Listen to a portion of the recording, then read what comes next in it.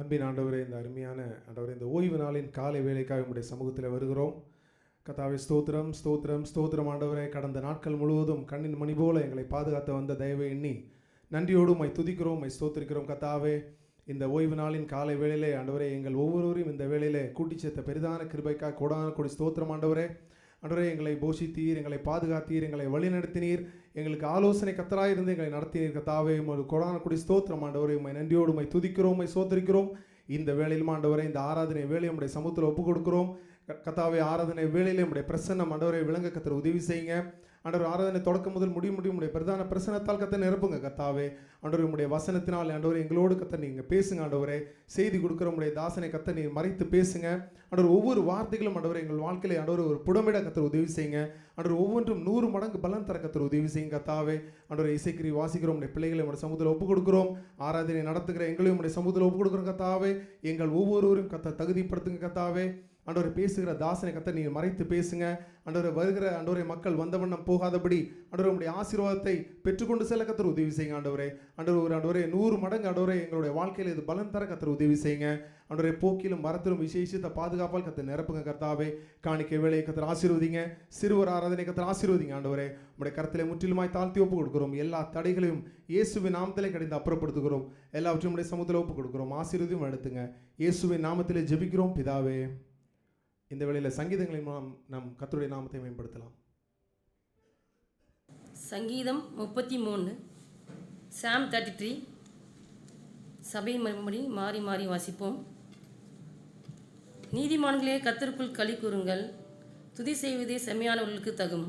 சுரமண்டலத்தினால் கர்த்தரை துதித்து 10 நரம்பு வீணையினாலும் அவரை கீர்த்தனம் பண்ணுங்கள். அவருக்கு புதுப்பாட்டை பாடுங்கள், ஆனந்த சத்தத்தோடே வாத்தியங்கள் நேர்த்தியாய் வாசியுங்கள்.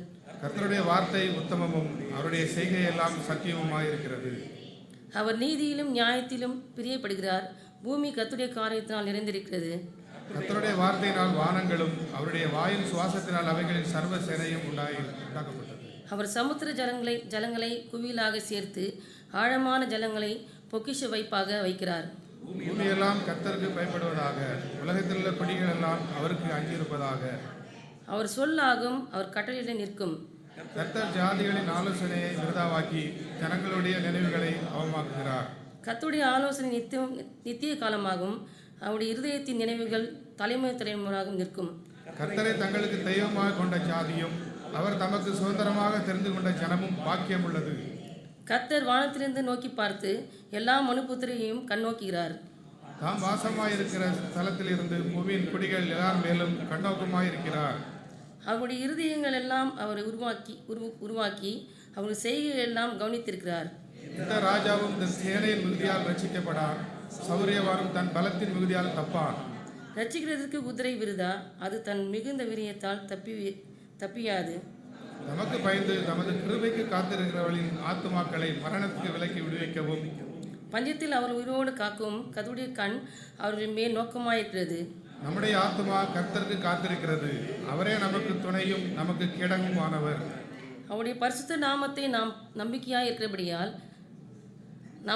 நம்பியிருக்கிறபடியினால் நம்முடைய இருதயம் அவருக்குள் களி கூறும். கர்த்தாவே, நாங்கள் உம்மை நம்பியிருக்கிறபடியே கிருபை எங்கள் மேல் இருப்பதாக. அல்லேலூயா. வாசித்த சங்கீதத்தின் முதல் 3 வசனங்கள் இப்படியாக சொல்லுகிறது. நீதிமான்களே, கர்த்தருக்குள் களிகூருங்கள், துதி செய்வது செம்மையானவர்களுக்கு தகும். சுரமண்டலத்தினால் கர்த்தரை துதித்து 10 நரம்பு வீணையினாலும் அவரை கீர்த்தனம் பண்ணுங்கள். அவருக்கு புதுப்பாட்டை பாடுங்கள், ஆனந்த சத்தத்தோடைய வாத்தியங்களை நேர்த்தியாய் வாசியுங்கள். இதை உணர்ந்தவர்களாய் பாடலாம்.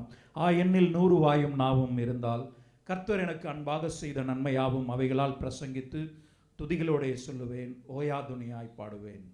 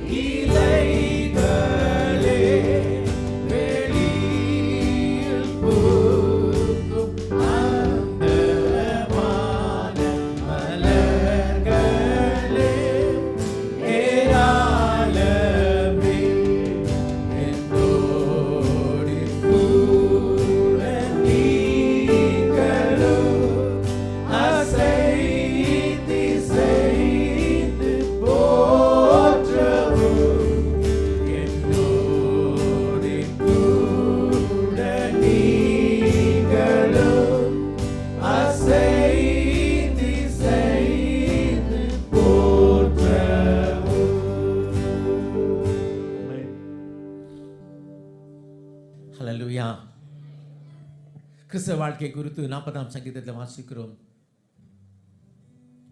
நான் கர்த்தரை நோக்கி கூப்பிட்டேன். எடுத்து வாசிக்கலாம். 40 1 2 வாசிக்கலாமே. Psalm 40 verse 1 and 2. Amen. Hallelujah. கர்த்தருக்காக பொறுமையுடன் காத்திருந்தேன். அவர் என்னிடமாய் சாய்ந்து. அது வந்து இட் பிகின்ஸ் தமிழ்ல வாசிக்கும் பொழுது விளங்கி கொள்ளல. ஏமா பொறுமையுடன் காத்திருக்கிறேன்? அவர் என்னிடமாய் சாய்ந்து என்னுடைய தமிழ்ல கூப்பிடுதல் வாசிக்கிறேன். இங்கிலீஷ்ல கிரை, என் கூக்குரலுக்கு செவி கொடுத்தார். ஸோ நான் கர்த்தரிடத்துல கூக்குரலிட்டு அபயமிட்டு அதுக்கு பிறகு பொறுமையுடன் காத்திருந்தேன். I cried upon the Lord and waited patiently and he heard my cry. இன்னைக்கு நம்ம எல்லாரும் ஆண்டோட சமூகத்துக்கு வந்திருக்கிறோம். பிகாஸ் ஐயா நான் கர்த்தரிடத்துக்கு கூப்பிட்டேன், காத்திருந்தேன், கூப்பிடுறதில் கேட்டு அடுத்தது என்ன பண்ணார்னா, பயங்கரமான குழிகளும் உளையான சேற்றில் இருந்து என்னை தூக்கி எடுத்து என் கால்களை மான்களின் கண்மலையின் மேல் என் அடிகளை உறுதிப்படுத்தி. ஏன் தெரியுமா? தூக்கி வச்சா திரும்ப மறுபடியும் நான் விழுந்துருவேன். ஆமென். என்னை தூக்கி எடுத்து நிற்க வைத்த தேவன். இந்த கால்வழியில் உங்களை குறித்து தெரியலாமா? என்னெல்லாம் ஆண்டவர் நிற்க வைக்கலன்னா நான்லாம் கீழே விழுந்திருப்பேன். நான் இன்றைக்கு நிற்பது அவருடைய சுத்த கிருபை. நிற்க வைக்கிற தேவன், தூக்கி விடுகிற தேவன் மாத்திரமல்ல, நிற்க வைக்கிற தேவன். We have a God who really helps us to stand. Oh hallelujah. புதன்கிழமை பைபிள் ஸ்டடியில் பார்த்துருக்கோம். To stand, to withstand, to stand against, having done all stand. நிற்பது, எதிர்த்து நிற்பது, சகித்து நிற்பது, சகலவற்றையும் செய்து முடித்தவளாக நிற்பது. எபேசியர் அருமையுள்ளே 6ஆம் அதிகாரத்தில் வாசிக்கிறோம். இந்த நாளிலே கர்த்தருடைய பிள்ளைகள், are you able to stand in your Christian life? இந்த நாளில் ஒருவர் உண்டு, உன்னை தூக்கி எடுத்து நிறுத்துகிற தேவன் உண்டு. ஹல்லேலூயா. Thank you Jesus. துயரத்தில் கூப்பிட்டேன், உதவிக்காய் கதறினேன், அழுகுரல் கேட்டீர். ஆமென். துயரத்தில் கூப்பிட்டேன், உதவிக்காய் கதறினேன், அழுகுரல் கேட்டீரையா. குனிந்து தூக்கினீர், பெரியவனாக்கினீர், உமது காரும். ஆமென். ஹல்லேலூயா. Yes Lord. குனிந்து தூக்கினீர், பெரியவனாக்கினீர், உமது காருண்யத்தால்.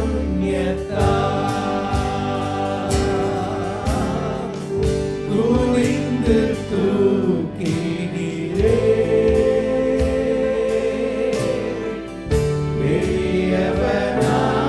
பெரியவனாக்கினீரே,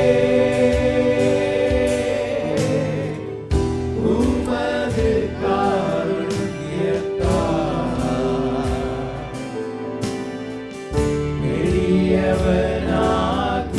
பெரியவனாக்கினீரே, குனிந்து தூக்கினீரே,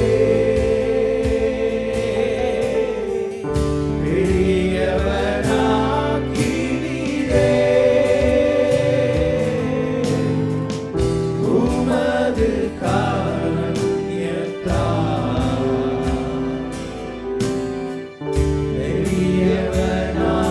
பெரியவனாக்கினீரே, எனது விளக்கு எரிய செய்தீர், இரவை பகலாக்கினீர். ஆமென். ஹல்லேலூயா. எனது விளக்கு எரிய செய்தீர், இரவை பகலாக்கினீர். எரிந்து கொண்டிருப்பேன் எப்போதும் உமக்காய், என்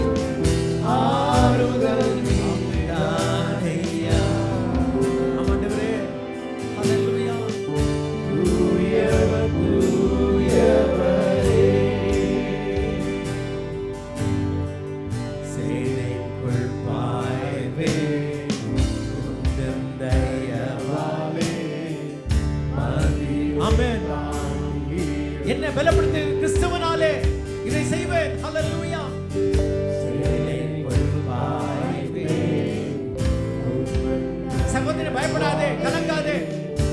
நான் உன் தேவன், நீதின் கரத்தினால் உன்னை தாங்குவேன். ஹல்லேலூயா. புகழ்ந்து பாடுவேன், உம்மையே உயர்த்துவேன், உயிர் வாழும்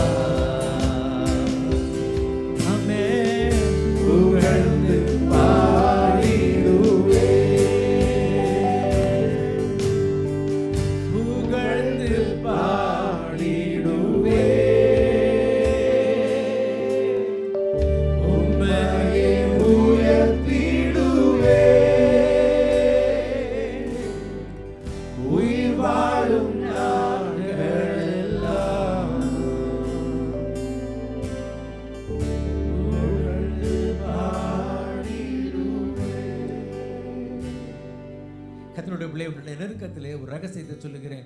கர்த்தரை ஆராதிக்க கற்றுக்கொள்வோம். நம்முடைய நெருக்கத்திலே, நம்முடைய இக்கட்டிலே, நம்முடைய துன்பத்திலே, நம்முடைய கஷ்ட நேரத்திலே கர்த்தருடைய பிள்ளைகளா நீங்கள் நான் முறுமுறுக்காதபடி இந்த வேளையிலே கர்த்தரை ஆராதிக்க கற்றுக்கொள்வோம். யோபு எல்லாவற்றையும் இழந்தவனாய் அருமையுள்ள தேவனை பணிந்து கொண்டார், தேவனை ஆராதித்தான். And when David was, pressed to the wall with no other option, எந்த ஒரு வழி இல்லாமல், திக்கு இல்லாமல் இருக்கக்கூடிய நிலையில தாவீது சொல்லுகிறான், கர்த்தரை நான் காலத்திலும் சோத்திரிப்பேன், அவர் துதி எப்பொழுதும் என் வாயில் இருக்கும். இந்த வாய் திறந்து கர்த்தரை சோத்திரிப்போம். ஸ்தோத்திரம் ஆண்டவரே, நீ நல்லவர். ஹல்லேலூயா. ஸ்தோத்திரம், ஸ்தோத்திரம். ஸ்தோத்திரம் என்பது உதட்டின் காளையாக ஸ்தோத்திர பலி, ஒரு பலி. Let it be a sacrifice of praise. Oh hallelujah, hallelujah, hallelujah. We praise you, we worship you, Lord. நம்ம தாம்பரத்தில் ஒரு சபையில் பேச அழைக்கப்பட்டேன். இது மாதிரி நிறைய பேப்பரை கொண்டு போனோடனே அந்த பாஸ்டர் பயந்துட்டாராம். அவர் எனக்கு கொடுத்தது 1/2 மணி நேரம். இவர் வச்சுருக்கிற பேப்பரை பார்த்தா இவர் ரொம்ப நேரம் பேசுவார் போல இருக்குன்னு நினச்சாராம். ஆண்டவர் கிருபையில் 28 நிமிஷத்தில் பேசி அவர்கிட்ட கொடுத்துட்டேன். அப்புறம் ஆச்சரியப்பட்டார், எல்லாத்தையும் பேசிட்டிங்களா அப்படின்னாரு. நீங்கள் கொடுத்த டைமுக்கு எவ்வளோ பேசணுமோ அவ்வளோ பேசிட்டேன் அப்படின்னு. நீங்களும் யாரும் பயப்படாதீங்க, நிறைய பேப்பர் தான் நிறைய கொண்டு வந்திருக்கேன். ஆனால் சின்ன செய்தி தான், கர்த்தர் நம்மோடு பேசுவார். ஆமென். எனக்காக ஜெபித்த, என்னை விசாரித்த, சகாயம் செய்த உங்கள் ஒவ்வொருவருக்கும் நான் நன்றி தெரிவித்துக் கொள்கிறேன். இன்னும் நான் 100% நல்லாகலை, ஆனாலும் கிருபையில் ஓடிக்கிட்டு இருக்கிறேன். எந்த ஒரு ஊழியத்தையும் நான் ஸ்டாப் பண்ணலை. கர்த்தருடைய கிருபையினாலே, உங்களுடைய ஜெபத்தினாலே எங்கெல்லாம் நான் முன்னாவே நாட்கள் கொடுத்தனோ அங்கெல்லாம் நான் போய் பிரசங்கிக்க தேவன் கிருபை தந்திருக்கிறார். ஹல்லேலூயா. அது இது வரைக்கும் என்னுடைய பலன் கொஞ்சம் இருந்தது. இப்போ என் பலன் இல்லை, அவருடைய கிருபை தான் இருக்குது. அந்த கிருபைனா கிருபையை சார்ந்து கொண்டு, கிருபையை பற்றி கொண்டு அப்படின்னு எபிரேய நிருபத்தில் வாசிக்கிறோம் பாருங்கள். அதுனா என்னன்றதை இப்போ தான் கொஞ்சம் புரியறதுக்கு ஆண்டவர் வழி வச்சிருக்கிறாரு. கர்த்தருக்கு ஸ்தோத்திரம். திடீர்னு ஒரு நாள் பார்த்தேன், இந்த சுதந்திர தினத்தை பற்றி பார்த்தா நம்ம இமான் அண்ணாச்சி நம்ம தாம்பரத்தில் ஒரு பேட்டி எடுத்தார். யார்? என்ன தெரியாத அவரை? ஆமாம், தெரியாதவங்க யார் இருக்கான்ல? இமான் அண்ணாச்சி தாம்பரத்தில் ஒரு பேட்டி, நம்ம இதுக்கிட்ட பஸ் ஸ்டாண்டுக்கிட்ட. என்ன பேட்டி அப்படின்னா, இப்போ நம்ம கொண்டாடுற நம்முடைய இந்த சுதந்திர நாள் எத்தனாவது சுதந்திர நாள், எத்தனை ஆண்டுகள் ஆச்சுன்னு கேட்டார். ஒரு பொடி பையனை கேட்டார். அவன் என்னமோ 97 98 என்னமோ சொன்னான். டே நீ ஓடி போய்டுறா அப்படின்னாரு. அப்புறம் ஒரு சிலர் கேட்டார், சிலர் 70 60 அப்படிலாம் சொல்லிட்டு வந்தாங்க. அவர் வாலியப்பிள்ளை வந்து இப்போ நம்ம கொண்டாடுறது 79வது சுதந்திர நாள் அப்படின்னு சொல்லி அவருக்குரிய பாணியில் ஒரு என்ன சொல்கிறது, ஒரு விழிப்புணர்வு, ஒரு பிரச்சாரத்தை அவர் மேற்கொள்ளுகிறார். நகைச்சுவையோடு கூட சில காரியங்கள் மக்களுக்கு பதிய வேண்டும் என்று அவர் அந்த ப்ரோக்ராம் நடத்துகிறார். சரி, நம்ம உண்மையிலே 79 ஆண்டுகள் குறித்து பெருமை அடைகிறோம். நம்மக்கிட்ட வந்து இராணுவத்தில் நம்ம வந்து அதிகமாக நம்ம டெவலப் ஆகிட்டோம். அப்புறம் விவசாயத்தில் வந்து நம்ம தன்னிறைவு அதிகமாக பெற்றுட்டோம். சொல்லணுன்னா வந்து போக்குவரத்து துறை, எல்லா துறைகளிலும் நம்ம நிறைய வளர்ந்துருக்குறோம், இல்லைன்னு சொல்ல முடியாது. ஆமேன். அதை தான் வந்து நம்முடைய மதிப்புக்குரிய பிரதம மந்திரி அவர்கள் செங்கோட்டையிலிருந்து அவர் பேசுகிறாரு.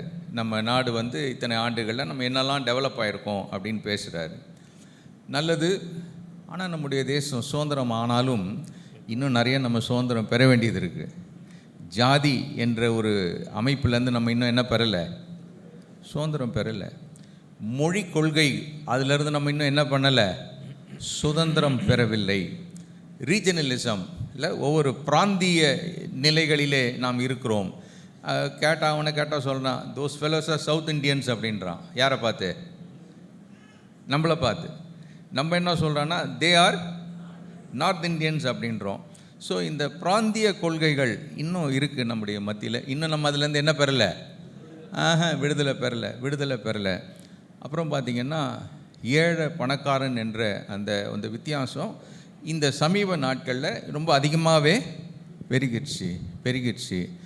ஒரு புள்ளி விவரம் சொல்லுது, இன்னும் 5 வருஷத்தில் மிடில் கிளாஸ் என்ற ஒரு கிளாஸே இருக்காது. நடுத்தர வர்க்கம் என்ற ஒன்று இருக்காது. நடுத்தர வர்க்கத்தினர் யாவரும் ஏழைகள் என்ற நிலையிலே தள்ளப்படுவார்கள் அப்படின்னு ஒரு புள்ளி விவரம் சொல்லுது. தெரில அது எந்த அளவுக்கு வரும்னு தெரில. பட் நம்ம இன்னும் இதெல்லாம் பார்க்கும்போது நாம் சுதந்திரம் அடைய வேண்டியது இருக்கிறது. ஆமாம். வெள்ளைக்காரங்கையிலேருந்து நம்ம விடுதலையை பெற்றுட்டோம், அவனை விரட்டி விட்டுட்டோம். உங்களுக்கு தெரியுமா, 1800களில் பாம்பேயில் முதல்ல அவன் ட்ரெயின் விட்டான். மும்பையில் ஒரு சின்ன எல்லையில் வந்து ஒரு பகுதியில் ட்ரெயினை விட்ட உடனே நம்ம ஆட்கள்லாம் என்ன சொன்னாங்க தெரியுமா? யாரும் அந்த ட்ரெயினில் என்ன பண்ணாதீங்க, ஏறாதீங்க அப்படின்னா. ஏன் ஏறாதீங்க அப்படின்னு கேட்டால், இவன் என்ன பண்ணுவான்னா நம்மளை எல்லாரையும் அதில் உட்கார வச்சு நேராக அந்த ட்ரெயின் எங்கே கொண்டு விடுவான்? இங்கிலாண்டில் கொண்டு விட்டு நம்மளெல்லாம் அங்கே இங்கிலாண்டில் என்ன ஆக்கிடுவான்? அவன் அடிமைகள் ஆக்கிடுவான். அதனால் யாரும் ஏறாதீங்கடா அப்படின்ட்டான். நம்மளால் தான் வந்து யார் சொன்னாலும் என்ன பண்ணுவாங்க, அரசியல்வாதி சொன்னால் உடனே நம்ம என்ன பண்ணுவோம்? ஜிந்தாபாத் முர்தாபாத்னு ஆளாச்சே. உடனே எல்லாம் எவனும் ஏறலை. ட்ரெயின் வெறுமனே ஓடுது, பல நாட்கள் ஓடுது. அப்புறம் சொல்லி பார்க்குறாங்க, எப்பா இந்த தண்டவாளத்தை பாரு, இந்த தண்டவாளம் இதோட முடியுது, இதுக்கப்புறம் இந்த ட்ரெயின் என்ன பண்ணாது, ஓடாதுப்பா. நீ நினைக்கிற மாதிரி இது இங்கிலாந்து வரைக்கும் எங்கே என்ன போடல, தண்டவாளம் போடல அப்படின்னு. அப்போது மனுஷன் இன்னும் தன்னுடைய சிந்தையில் அவன் என்னதான் படித்தவனாக இருந்தாலும், என்னதான் நான் டெவலப் ஆகிட்டேன்னு சொன்னாலும், இன்னும் சிந்தையில் மட்டுப்பட்ட நிலையில் தான் மனுஷன் இருக்கிறான். அப்படிப்பட்ட ஒரு சபையை குறித்து அப்போஸ்தலனாகிய பவுல் அவர்களுக்கு கிறிஸ்துவிலே இருக்கக்கூடிய சுதந்திரத்தை, விடுதலையை குறித்து கலாத்தியர் என்ற நிருபத்தில் அவர் எழுதுகிறார். கலாத்திய நிருபம் என்பது ஒரு விடுதலையின் நிருபம். ஒரு வேத பண்டிதர் அதை குறித்து எழுதும்போது, வாரன் வெஸ்பி என்ற சொல்ல தேவ மனிதர் எழுதும்போது பி சீரீஸ்ன்னு நிறைய எழுதுகிறார் அந்த நிருபங்கள், பவுலுடைய நிருபங்களில். அதில் கலாத்தியரில் எழுதும்போது பி ஃப்ரீ அப்படின்னு எழுதுவார். அந்த நிருபத்துக்கு நீங்கள் விடுதலையோடு இருங்கள் அப்படின்னு ஒரு தலைப்பு கொடுத்துருப்பார். இந்த கலாத்தியர் என்ற இந்த நிருபம் பார்க்கணும் அப்படின்னு கேட்டால், ஒரு சின்ன ஒரு கூட்டம், அந்த கூட்டத்துக்கு அப்போஸ்தலனாகிய பவுல் விடுதலையின் செய்தியை, சுவிசேஷத்தை பிரசங்கித்திருக்கிறார். கலாத்தியா என்பது ஒரு பட்டணம் அல்ல, கலாத்தியா என்பது ஒரு பிராந்தியம், ஒரு பகுதி. அந்த கலாத்தியா பகுதியிலே அநேக சிறு சிறு பட்டணங்கள் இருந்தது. அப்போஸ்தலனாகிய பவுல் இந்த கலாத்திய பட்டணத்துக்கு விடுதலையின் சுவிசேஷத்தை குறித்து அவர் பிரசங்கித்தார். அங்கு சுவிசேஷத்தினாலே மனிதனுக்கு நியாயப்பிரமாணத்திலே கிடைக்கக்கூடிய விடுதலை என்ன என்பதை குறித்து அவர் பிரசங்கித்தார். அந்த பட்டணத்திலே பாவத்திலே இருந்து மனிதனுக்கு சுவிசேஷம் தரக்கூடிய விடுதலை என்ன என்பதை அவர் பிரசங்கித்தார். எனவே சுவிசேஷம் என்பது ஒரு விடுதலையின் சுவிசேஷம். இந்த சுவிசேஷம் மனிதனை விடுதலையாக்கக்கூடியது. அதைத்தான் அங்கு அப்போஸ்தலனாகிய பவுல் பிரசங்கித்தார். அவர் அங்கு பிரசங்கித்து கடந்து போன உடனே அங்கு இருந்ததான சில யூத மார்க்க போதனையாளர்கள், நீங்கள் இந்த சுவிசேஷத்தை, பவுலுடைய செய்தியை கேட்டிருக்கிறீர்கள், ஆகவே உங்களுக்கு இன்னொரு காரியத்தையும் நீங்கள் அதோடு கூட கடைபிடிக்க வேண்டும். அது என்னவென்றால் பிரமாணங்களை நீங்கள் கடைபிடிக்க வேண்டும். தேவன் பழைய ஏற்பாட்டிலே நமக்கு கொடுத்திருக்கிறதான பல விதிமுறைகளை நாம் கடைபிடிக்க வேண்டும். தேவன் கொடுத்திருக்கிறதான ஆராதனை முறைகள், பலி முறைகளை நாம் கையாள வேண்டும். அதோடு கூட நாம்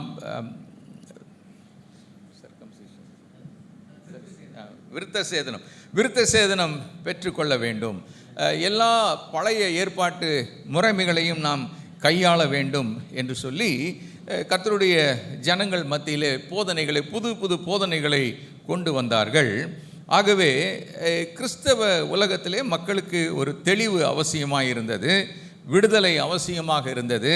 நாம் பெற்றிருக்கிற ரட்சிப்பு போதுமா, இல்லாவிட்டால் நாம் பழைய ஏற்பாட்டு முறைமைகளையும் நாம் கையாள வேண்டுமா என்ற ஒரு கேள்வி ஏற்பட்டது. எனவே தான் பவுல் இந்த நிருபத்தை எழுத ஆரம்பிக்கும் போது சற்று வித்தியாசமாக ஆரம்பிக்கின்றார். எவ்விதமாக ஆரம்பிக்கின்றார் என்றால், பொதுவாக பவுலுடைய நிருபங்களிலே கர்த்தரை துதித்து அந்த துதியோடு கூட ஒரு துவக்கம் இருக்கும், ஒரு ஜெபத்தோடு கூட ஒரு துவக்கம் இருக்கும். ஆனால் கலாத்திய நிருபத்தை அவர் எழுத ஆரம்பிக்கும் போது சற்று வித்தியாசமாக ஆரம்பிக்கின்றார். கர்த்தரை துதிப்பதற்கோ அல்லது ஜனங்களுக்காக ஜெபிப்பதற்கோ அங்கு நேரமில்லை.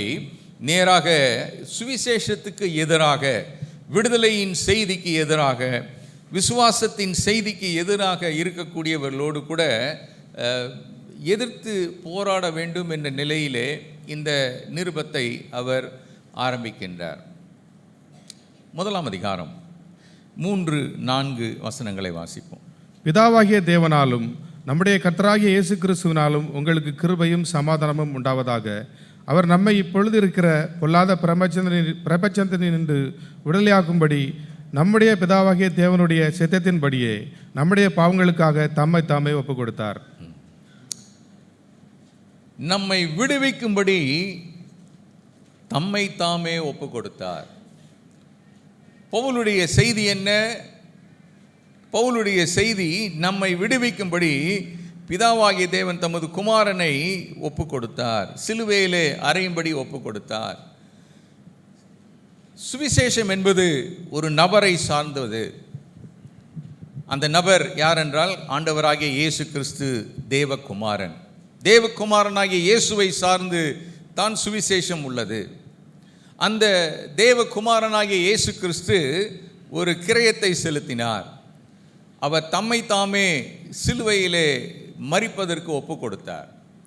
சிலுவை என்ற வார்த்தை கலாத்து நிருபத்திலே பல இடங்களில் வருகிறது. நாம் வாசிக்க அவசியமில்லை.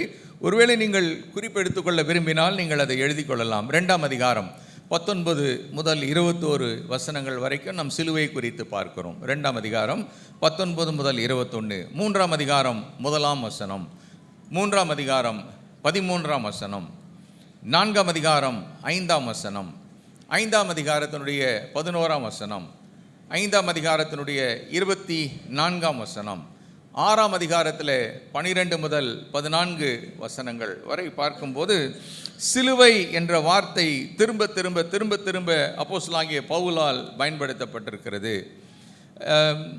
கிறிஸ்து நமக்காக கிரயத்தை செலுத்தினார். நம்மை விடுதலையாக்குவதற்காக, பாவத்திலே அடிமைத்தனத்தில் இருந்த நம்மை விடுதலையாக்குவதற்காக நம்முடைய ஆண்டவராகிய இயேசு கிறிஸ்து சிலுவையிலே ஒரு கிரயத்தை செலுத்தினார். ஆகவே கலாத்து நிருபத்திலே நாம் பார்க்க வேண்டும் என்றால், கிறிஸ்துவிலே நமக்கு இருக்கும் விடுதலை என்பது கலாத்திய நிருபத்தினுடைய முக்கியமான ஒரு தலைப்பாக இருக்கிறது, முக்கியமான ஒரு கருத்தாக இருக்கிறது. அப்போ விடுதலை என்ற வார்த்தை வரும்போது கட்டப்படுதல் அல்லது நாம் அடிமைகளாக இருப்பது என்பதை குறித்தும் இந்த நிருபத்திலே நாம் பார்க்கின்றோம். வாசிக்கலாம். கலாத்தியருக்கு எழுதின நிருபத்திலே 2ஆம் அதிகாரம் 4ஆம் வசனம். கிறிஸ்து இயேசுவுக்குள் நமக்கு உண்டான சுயாதீனத்தை உளவு பார்த்து நம்மை நியாயப்பிரமாணத்திற்கு அடிமைகளாக்கும் பொருட்டாக பக்கவழியாய் நுழைந்த கள்ள சகோதர நிமித்தம் அப்படி ஆயிற்று. நியாய பிரமாணத்துக்கு நம்மை அடிமைப்படுத்த, நல்லா கவனிக்கணும். இந்த நிருபம் முழுவதும் விடுதலையை குறித்து பேசுகிற ஒரு நிருபம். அந்த நிருபத்திலே நம்மை மீண்டுமாக நியாயப்பிரமாணத்துக்கு அடிமைப்படுத்த பக்க வழியாய் நுழைந்தவர்கள், இன்னொரு வார்த்தையில் சொல்ல வேண்டும் என்றால் நியாயப்பிரமாணத்தை அனுசரிக்க வேண்டும் என்று பக்க வழியாய் நுழைந்து ஜனங்களை திசை திருப்புகிற ஒரு கூட்டத்தை, அது என்னவென்றால் மீண்டும் நம்மை அடிமைப்படுத்தக்கூடிய என்று அவர் சொல்லுகிறார். 4ஆம் அதிகாரம் 3ஆம் வசனம். அப்படியே நாமும் சிறுபிள்ளைகளாய் இருந்த காலத்தில் இவ்வுலகத்தில் வழிபாடுகளுக்கு அடிமைப்பட்டவர்களாய் இருந்தோம். உலகத்தின் வழிபாடுகளுக்கு நாம் அடிமைப்பட்டு இருந்தோம். 9ஆம் வசனம்.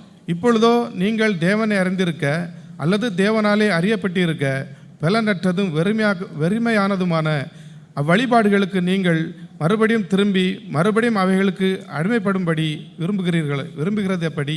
பலனற்ற வழிபாடுகளுக்கு அடிமைப்படும்படி திரும்புகிறது எப்படி? 24, 25 வசனங்கள். இவைகள் ஞான அர்த்தம் உள்ளவைகள். அந்த ஸ்திரீகள் 2 ஏற்பாடுகளாம்.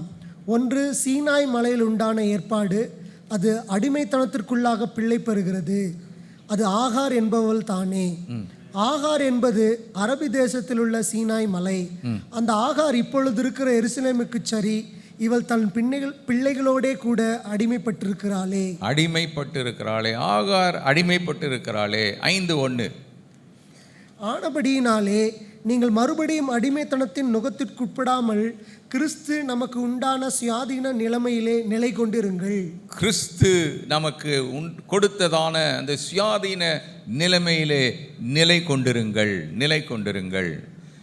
மனிதன் எதை விடுதலை அல்லது சுதந்திரம் என்று நினைக்கிறான்? மனிதன் எதை சுதந்திரம் என்று நினைக்கிறான்? முதலாவது நான் ஆங்கிலத்தில் சொல்லுகிறேன், அதன் பிறகு அதை தமிழில் சொல்ல விரும்புகிறேன்.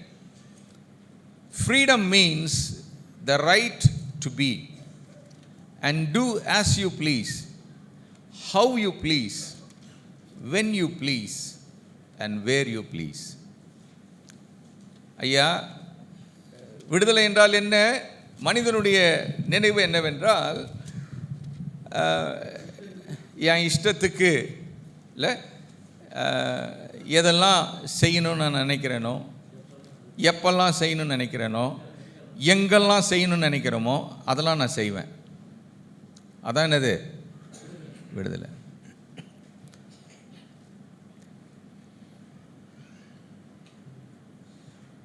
நல்லா கவனிப்போம். இதான் மனுஷன் விடுதலைன்னு நினைக்கிறான்.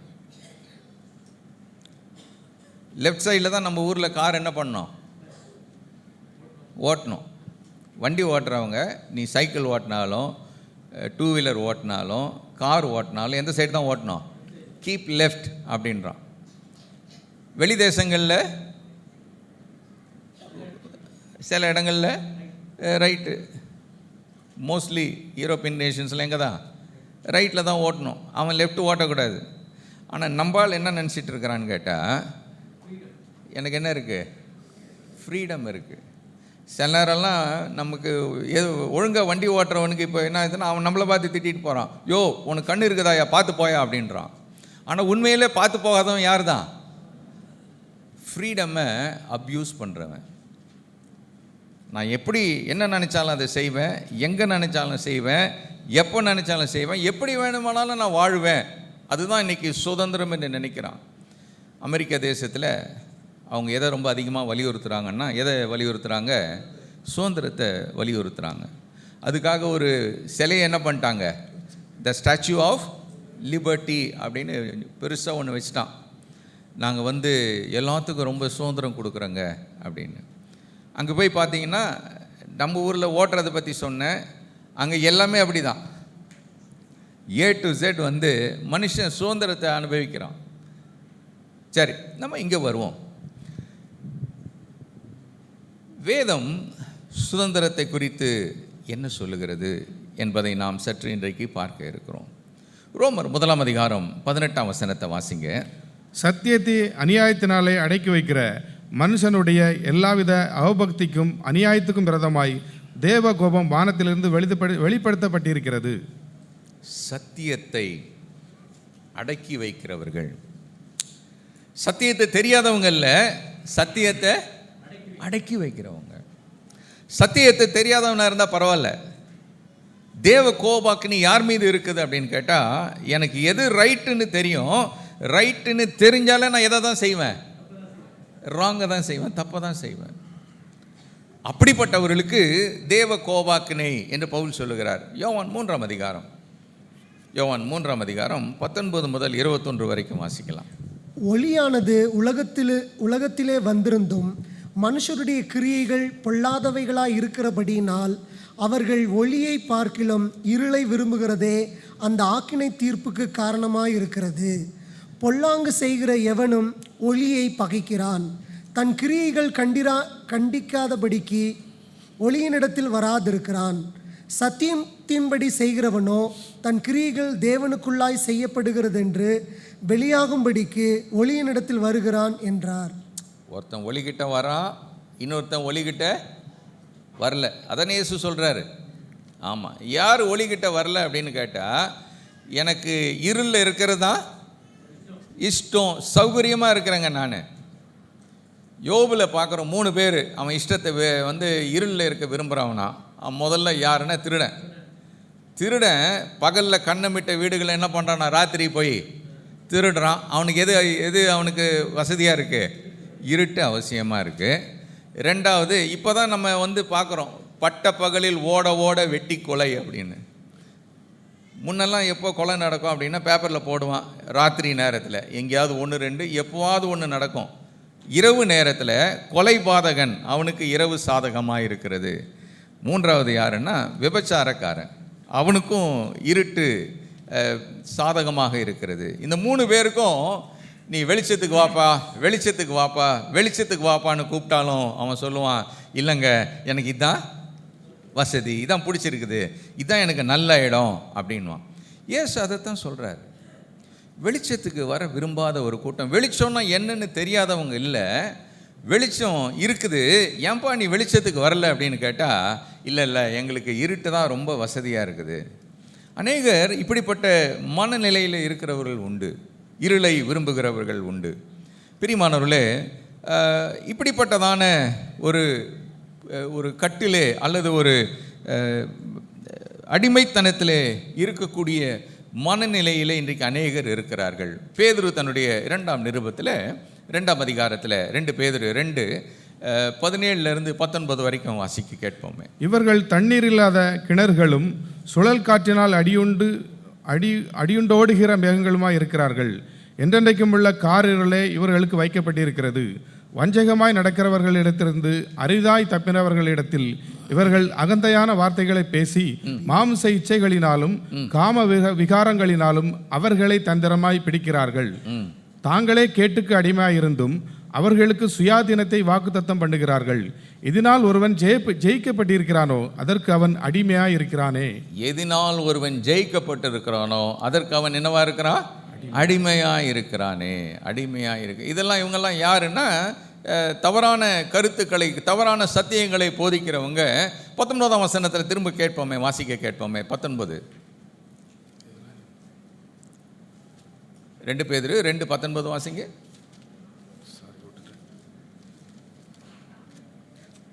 தாங்களே கேட்டுக்கு அடிமைகளாக இருந்தும். இவங்க எப்படிப்பட்டவங்களா இருக்கிறாங்களா? அவங்களே அடிமை. யாரு? மற்றவங்களுக்கு சொல்லித்தர கள்ள போதகர்களாக இவர்களே அடிமைப்பட்டு இருக்கிறார்கள், கேட்டுக்கு அடிமைப்பட்டவர்கள். அவர்களுக்கு சுயாதீனத்தை வாக்குத்தத்தம் பண்ணுகிறார்கள். மற்றவங்களுக்கு என்ன சொல்கிறாங்க தெரியுமா? உங்களுக்கு சுயாதீனம் இருக்குங்க, இவரே அடிமை. அதாவது ஒருத்தர் வித்தாராம் கரடி தைலம்னு வித்தாராம். என்ன தைலம்? கரடி தைலம். கரடி தைலம் எதுக்கு அப்படின்னு கேட்டால், இதை தலையில் தேய்ச்சிங்கன்னா கரடிக்கு எப்படி கருகருன்னு முடி இருக்குதோ அது மாதிரி உங்களுக்கு என்ன வரும்? முடி இருக்கும். ஒரு சின்ன பையன் போய் அவரை கேட்டானா, தாத்தா உங்கள் தலையிலேயே முடி இல்லையே தாத்தா, நீங்கள் எதை வந்து விற்றுன்னுக்கிறீங்க, முதல்ல நீங்கள் தேய்க்கிறது இல்லையா இதை அப்படின்னு கேட்டான் அவன். நியாயமான கேள்வி தானே அது. கரடி தைலம் விற்கிறவனுக்கு முதல்ல எப்படி இருக்கணும்? முடி கரடி மாதிரி இருக்கணும். இங்கே எதை தான் பேதுரு சொல்கிறாரு, அப்பா நீ வந்து மற்றவனுக்கு சுபிட்சத்தை சொல்கிற, விடுதலையை பற்றி சொல்கிற, ஆனால் நீயே எதில் மாட்டிக்கிட்டு இருக்கிற? நீ அடிமைத்தனத்தில் நீ மாட்டிக்கிட்டு இருக்கிற அப்படின்றாரு. அப்போது ஆண்டவருடைய பார்வையில் எது சுயாதீனம் அல்ல, எது விடுதலை அல்ல என்று நாம் சற்று சில காரியங்களை பார்க்க போகிறோம். வாசிக்கலாம். கலாத்தியர் 5ஆம் அதிகாரம் 13ஆம் வசனம். Galatians 5:13. சகோதரரே, நீங்கள் சுயாதீனத்திற்கு அழைக்கப்பட்டிருக்கிறீர்கள். அந்த சுயாதீனத்தை நீங்கள் மாம்சத்திற்கு ஏதுவாக அனுசரியாமல் அன்பினாலே ஒருவருக்கொருவர் ஊழியம் செய்யுங்கள். அப்போ ஹல்லேலூயா. கிறிஸ்தவ விடுதலை அல்லது சுயாதீனம் அல்லது தேவன் கொடுக்கிற சுதந்திரம் என்பது பாவம் செய்வதற்கு எனக்கு கொடுக்கப்படுகிற ஒரு சுயாதீனம் அல்ல. நல்லா ஞாபகம் வச்சுக்கோங்க. ஆமென். நான் என்ன வேணால் தப்பு பண்ணலாம். நான் யாருடைய பிள்ளை? ஆண்டவருடைய பிள்ளை. ஆண்டவர் என்ன பண்ணுவார்? எத்தனை முறை தப்பு பண்ணாலும் அவர் என்ன பண்ணுவார்? மன்னிச்சிருவார். எனக்கு ஒரு லைசன்ஸ் இருக்குது, அவருடைய பிள்ளையாக இருக்கிறதுனால எனக்கு மன்னிப்பு உண்டு அப்படின்னு வாழ்வது இந்த விடுதலைக்கு அர்த்தம் அல்ல. ஹல்லேலூயா. இன்னொன்று, நான் இஷ்டப்படி வாழ்வதற்கும் எனக்கு இந்த சுதந்திரம் அல்லது இந்த சுவாதீனத்தை தேவன் தரவில்லை. ஆமென். நான் இயேசுவை ஏற்றுக்கிட்டேன், அதனால் நான் எப்படி வேணால் என்ன பண்ணுவேன்? வாழ்வேன். என் வாழ்க்கை நான் எப்படியும் எனக்கு ஒன்று டெஃபினட்டாக தெரியுங்க. நான் இறந்துட்டேன்னு எங்கே போயிடுவேன்? பரலோகம் போயிடுவேன். ஏன்னா நான் ரட்சிக்கப்பட்டுட்டேன். கர்த்தருக்கு ஸ்தோத்திரம். அப்புறம் நான் என்ன கூட எடுத்துட்டேன். அடுத்தது ஞானஸ்நானம் கூட எடுத்துட்டேன். அப்புறம் எந்த சர்ச்சுக்கு வர்றேன் இப்போ? நான் ரெகுலராக ஃபிலடெல்ஃபியா சர்ச்சுக்கு வரேன்னு. நான் ஃபிலடெல்ஃபியாவில் நான் கம்யூனியன் கட்டாயம் வந்துடுவேன். மற்ற நாள் வராட்டி கூட எதுக்கு வந்துடுவேன்? கம்யூனியன் சர்வீஸுக்கு நான் கட்டாயம் வந்துடுவேங்க. எப்படி உடம்பு முடியுதோ முடியலையோ நான் வந்துடுவேங்க. அப்போ டெஃபினட்டாக எனக்கு என்ன இருக்குது? சொல்ல மாட்டேறாங்களே, எனக்கு இருக்குதே. அதனால நான் எப்படி வேணால் என்ன பண்ணுவேன்? வாழ்வேன். நான் எப்படி வேணால் வாழ்வேன். என் விருப்பப்படி நான் வாழ்வேன். எனக்கு எல்லாமே வாக்கு பண்ணப்பட்டிருக்குதுங்க. எனக்கு என்னை இல்லாமல் ஆண்டவர் யாரை பரலோகத்துக்கு அனுப்ப போகிறாரு? So many times we have a wrong impression. இல்லை, பல நேரத்தில் நம்ம இந்த ரட்சிப்பு, தேவனுடைய பிள்ளைகளாக மாறுதல், இதெல்லாம் ஏதோ ஒரு செரிமனி, ஏதோ ஒரு சடங்கு மாதிரி நம்ம நினச்சிக்கிட்டு இதுக்கு பின்னால் நம்ம எப்படி வேணால் வாழலாம், நமக்கு தான் எல்லாம் அப்படின்னு நம்ம நினைக்கிறோம். But Christian freedom is never the freedom to sin, and it never the way that we would like to live. நான் வாழ்கிற என் இஷ்டப்படி வாழ்வதற்கும் அல்ல, நான் பாவம் செய்வதற்கும் அல்ல. அப்போது இந்த 5:13 கலாத்தியரில் பவுல் என்ன சொல்கிறாரு? இந்த சுதந்திரத்தை நாம் பெற்றிருக்கிறோம், சுயாதீனத்தை நாம் பெற்றிருக்கிறோம். இதனால் நம்ம என்ன செய்யணுமா? மாம்சத்துக்கு ஊழியம் செய்யாமல் அப்படிங்கிறார். மாம்சத்துக்கு ஊழியம் செய்யாமல். இந்த கலாத்து பட்டணத்து மக்கள் 2 நிலைகளில் அவங்க தங்களுடைய அற்றத்துக்கு போனாங்க, எக்ஸ்ட்ரீமுக்கு போனாங்க. ஒன்று என்ன பண்ணிட்டாங்க அப்படின்னு கேட்டால், நாம் நியாயப்பிரமாணத்தை கடைபிடித்தால்தான் நாம் நீதிமான்களாக, ஸ்பிரிச்சுவலாக ஆவிக்குரிய நிலையில் நாம் நீதிமான்களாக வாழ முடியும் அப்படின்னு நம்பினாங்க. சரியா? அப்புறம் இன்னொரு கூட்டத்தார் என்ன நம்பினாங்க அப்படின்னு கேட்டால், எனக்கு சுயாதீனம் இருக்குது, சுதந்திரம் இருக்கிறது, எனவே என் இஷ்டப்படி நான் வாழ்வேன், தேவன் எல்லாவற்றையும் எனக்கு கொடுத்திருக்கிறார், ஆகவே நான் இவைகளை அனுபவிக்க போகிறேன் அப்படின்னு வாழ்ந்த ஒரு கூட்டம். பிரியமானவர்களே, இன்றைக்கு இவைகள் நாம் மாம்சத்தின்படி வாழுமையானால் மீண்டுமாக நாம் மாம்சத்துக்கு அடிமைப்பட்டவர்களாக நாம் மாறுவோம். அப்போஸ்தலனாகிய பவுல் மிக தெளிவாக நமக்கு கற்றுக் கொடுக்கிறதை நாம் பார்க்கிறோம். மாம்சம் என்பது நம்முடைய சரீரத்தில் நம்ம பார்க்குற இந்த மேலே இருக்கிற அது மாத்திரமல்ல, மாம்சம் என்பது 2 காரியங்களை உள்ளடக்கி இருக்கிறது என்று ஒரு பரிசுத்தவான் சொல்கிறாரு. இந்த மாம்சம் என்பது என்ன அப்படின்னா, நான் என்பது. பவுல் அதைத்தான் சொல்கிறார். கலாத்தியர் 2:20 சொல்கிறாரு, கிறிஸ்துவுடனே கூட சிலுவையில் அறையப்பட்டிருக்கிறேன், பிழைத்திருக்கிறேன், இனி நான் அல்ல. செல்ஃப். மாம்சம் என்பது என்னை மையப்படுத்துவது, என்னை முக்கியத்துவப்படுத்துவது, நான், என்னுடைய, எனக்கு என்று மையப்படுத்துவது. அதோடு கூட மாம்சம் என்பது பழைய ஏற்பாட்டிலே சொல்லப்பட்ட சில விதிமுறைகள், இதுவும் அதோடு கூட நான் என்கின்ற என்னுடைய சுயமும் இணைந்து இருப்பது தான் மாம்சம் என்று தேவ மனிதர் ஒருவர் சொல்லுகிறார்.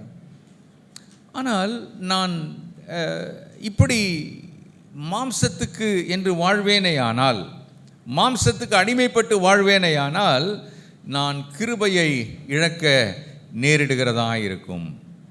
ஏனென்றால் கிருபை என்பது தேவன் நமக்கு கொடுத்திருக்கிறார், ஈவாய் கொடுத்திருக்கிறார். நாம் கிருபையினாலே விசுவாசத்தை கொண்டு ரட்சிக்கப்பட்டிருக்கிறோம். இது உங்களால் உண்டானதல்ல, தேவனுடைய ஈவு.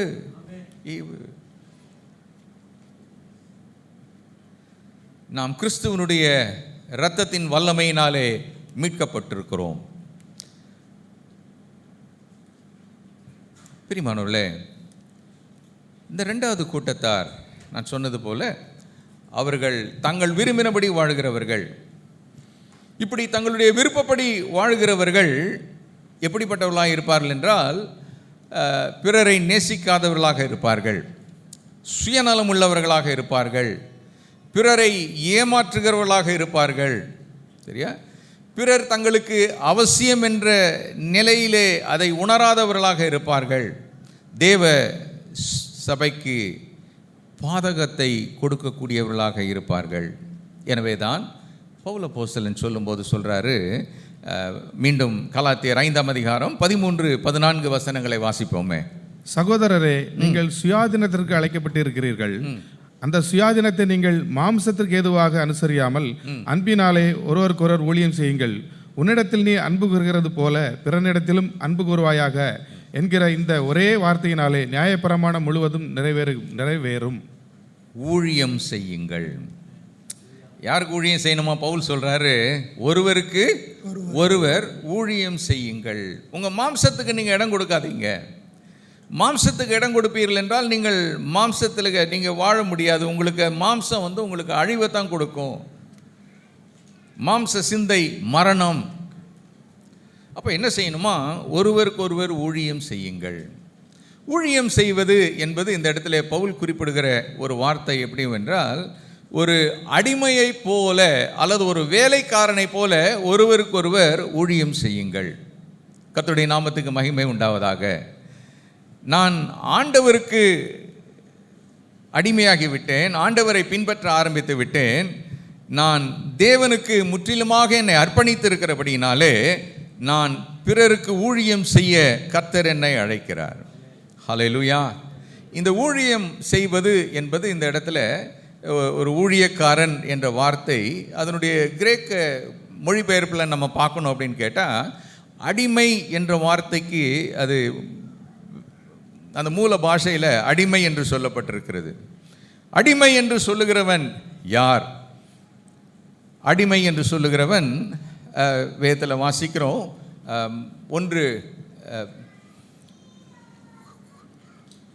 வாசிக்கலாம். 1 கொரிந்தியர் 6ஆம் அதிகாரம் 19ஆம் வசனம். உங்கள் சரீரமானது நீங்கள் தேவனாலே பெற்றும் உங்களில் தங்கி இருக்கிற பரிசுத்த ஆவியினுடைய ஆலயமா இருக்கிறதென்றும் நீங்கள் உங்களுடையவர்கள் அல்லவென்றும் அறியீர்களா? ஆமாம், நீங்க யாருங்க? உங்களுடையவர்கள் அல்ல. அப்ப யாருடையவர்கள்? நாம் கிறிஸ்துவனுடையவர்கள். தங்களையும் தங்களுடைய ஆசை இச்சைகளையும் எதில் அறைந்திருக்கிறார்கள்? சிலுவையில் அறிந்திருக்கிறார்கள். அப்போ நான் யாரு?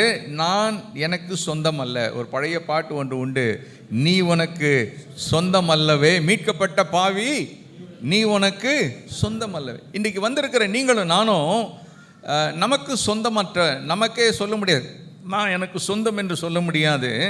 நாம் தேவனுக்கு சொந்தமானவர்கள். ஆகவே நமக்கு கிடைக்கும் தருணங்கள் எல்லாம், நமக்கு கிடைக்கும் வாய்ப்புகளில் எல்லாம் நாம் என்ன செய்ய வேண்டுமா? பிறருக்கு உதவி செய்ய வேண்டும். ஹல்லேலூயா. Serve one another. ஊழியம் செய்ய வேண்டும், பிறருக்கு ஊழியம் செய்ய வேண்டும்.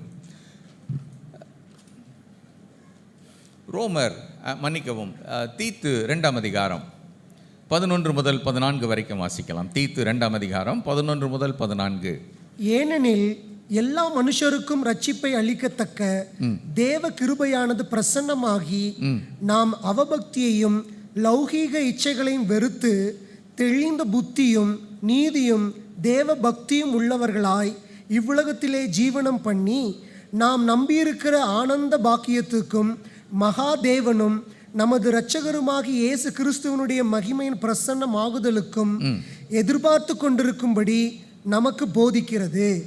அவர் நம்மை சகல அக்கிரமங்களினின்று மீட்டுக்கொண்டு சகல அக்கிரமங்களினின்று மீட்டுக்கொண்டு தமக்குரிய சொந்த ஜனங்களாகவும் நற்கிரியைகளை செய்ய பக்தி வைராக்கியம் உள்ளவர்களாகவும் நம்மை சுத்திகரிக்கும்படி நமக்காக தம்மை தாமே ஒப்பு கொடுத்தார். எதற்காக அவர் ஒப்பு கொடுத்தார் என்றால், நாம் எந்த கிரியைகளை செய்ய வேண்டும்? நற்கிரியைகளை நாம் செய்வதற்காக அவர் தம்மை தாமே நமக்காக ஒப்பு கொடுத்தார். கர்த்தருடைய நாமத்துக்கு ஸ்தோத்திரம் உண்டாவதாக, மகிமை உண்டாவதாக. அவருடைய மரணத்தின் மூலமாக நாம் ரட்சிப்படைவது மாத்திரமல்ல, அவருடைய மரணத்தின் மூலமாக இன்னொரு பாடத்தை நாம் கற்றுக்கொள்கிறோம். பிறருக்கு ஊழியம் செய்ய வேண்டும் என்பதையும் அவருடைய மரணம் நமக்கு கற்றுக் கொடுக்கிறது. விசுவாசிச்சவர் ஆமென் சொல்லுவோமே. ஆமென். கர்த்தருடைய நாமத்துக்கு ஸ்தோத்திரம் உண்டாவதாக. ஒருவருக்கொருவர், இன்னொரு வார்த்தையில் நாம் அடிமைகளாக இருப்பது, தேவனுக்கு அடிமைகளாக இருப்பது என்பது ரெண்டுத்துக்கும் ஒரு பெரிய வித்தியாசம் இருக்கு.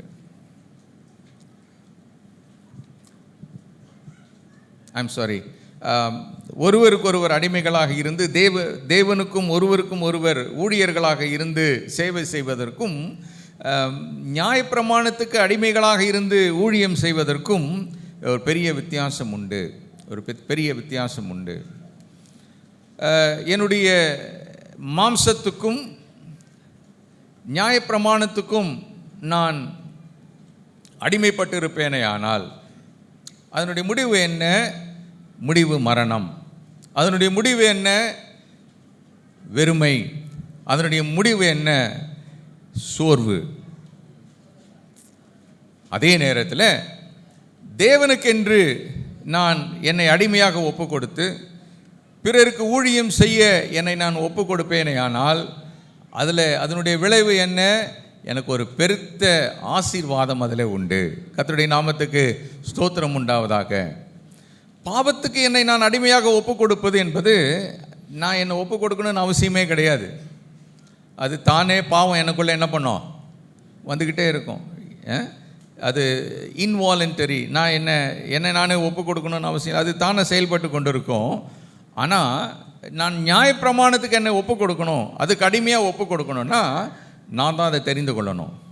அதே மாதிரி தேவனுக்கு என்னை அடிமையாக ஒப்பு கொடுப்பதற்கும் நான் தான் அதை தெரிந்து கொள்ள வேண்டும். பிறருக்கு ஊழியம் செய்வதற்கும் நான் தான் அதை தெரிந்து கொள்ள வேண்டும். உண்மையான விடுதலை அல்லது சுதந்திரம் என்பது எனக்கு கொடுக்கப்பட்ட பொறுப்புகளிலிருந்து என்னை விலக்குவதல்ல. உண்மையான விடுதலை என்பது it's never a freedom from responsibility. எனக்கு நிறைய பொறுப்பு இருக்குங்க, அந்த பொறுப்பெல்லாம் நான் வெட்டி வெளியே வர்றதான் எனக்கு என்னது? ஃப்ரீடம் அல்லது விடுதலை என்பதல்ல. ஆனால் பொறுப்புகளோடு கூட அந்த பொறுப்புகளை சரியான தெரிந்து கொள்ளுதலோடு கூட நான் நிறைவேற்றுவேனே ஆனால் அதுதான் உண்மையான ஒரு விடுதலை. கர்த்தருடைய நாமத்துக்கு மகிமை உண்டாவதாக. எனக்கு இருக்கிற பொறுப்பை சரியாக நான் தெரிந்து கொண்டு அதை நான் நிறைவேற்றுவேனே ஆனால் மெய்யான ஒரு விடுதலை அல்லது சுதந்திரம் எனக்கு உண்டு. ஹல்லேலூயா. ஒரு சின்ன உதாரணத்தை உங்களுக்கு சொல்ல விரும்புகிறேன். ட்ரெயின் இருக்குது. ட்ரெயின் தண்டவாளத்தில் இருந்தால் தான் அதுக்கு ட்ரெயினுக்கு அழகு, அப்படி தானே?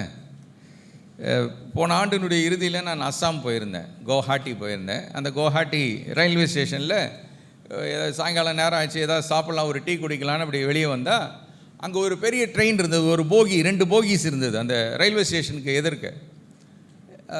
அந்த 2 போகீஸும் என்ன பண்ணிட்டாங்கன்னு கேட்டால் கேன்டீனாக கன்வெர்ட் பண்ணிட்டாங்க. அழகாக கன்வெர்ட் பண்ணி என்ன பண்ணிட்டான், உள்ளுக்குள்ளே மெனு சார்ட் இருக்காங்க. காலையில் என்ன கிடைக்கும், மத்தியானம் என்ன கிடைக்கும், நைட் என்ன கிடைக்கும், உள்ளே எட்டி பார்த்தா ஃபஸ்ட் கிளாஸை சேர்லாம் போட்டிருக்கு, டேபிள்லாம் போட்டிருக்கு. நம்முடைய அரசாங்கம் என்ன நினச்சிதுன்னு கேட்டால், இதை மாதிரி போகீஸ்லாம் எதுக்கு அதை போட்டு உடச்சி அதுக்கு காசு இல்லாமல் பண்ணுவான்னு. ஆகவே நம்ம இன்னொரு பில்டிங் கட்டுறதுக்கு இதை அழகாக என்ன பண்ணலாம், தூக்கி வச்சு பார்க்குறதுக்கு ரொம்ப அழகாக தான் இருக்குது. ஆனால் ஒரு ரயிலுக்கு அழகு என்னன்னு கேட்டால் அது தன்னுடைய தண்டவாளத்தில் ஓடணும், தண்டவாளத்தில் போகணும். இதுக்கு பக்கத்தில் தான் நாங்கள் சின்ன வயசில் குடியிருந்தோம். குடியிருந்தால் அப்போ வந்து பார்த்திங்கன்னா எல்லாமே புகை வண்டி தான்.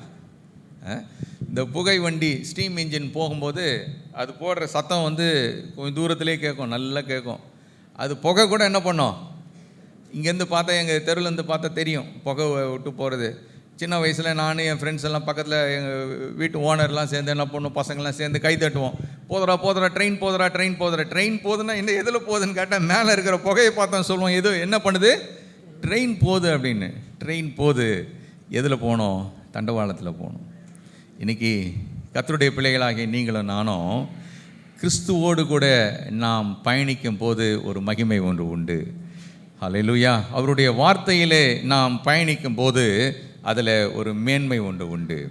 5 இடங்களிலே அப்போஸ்தலனாகிய பவுல் இந்த 5ஆம் அதிகாரத்தில், கலாத்தியர் 5ஆம் அதிகாரத்தில் பார்த்திங்கன்னா ஒருவருக்கு ஒருவர், ஒருவரை ஒருவர் என்றெல்லாம் அவர் 5 இடங்களில் சொல்கிறாரு.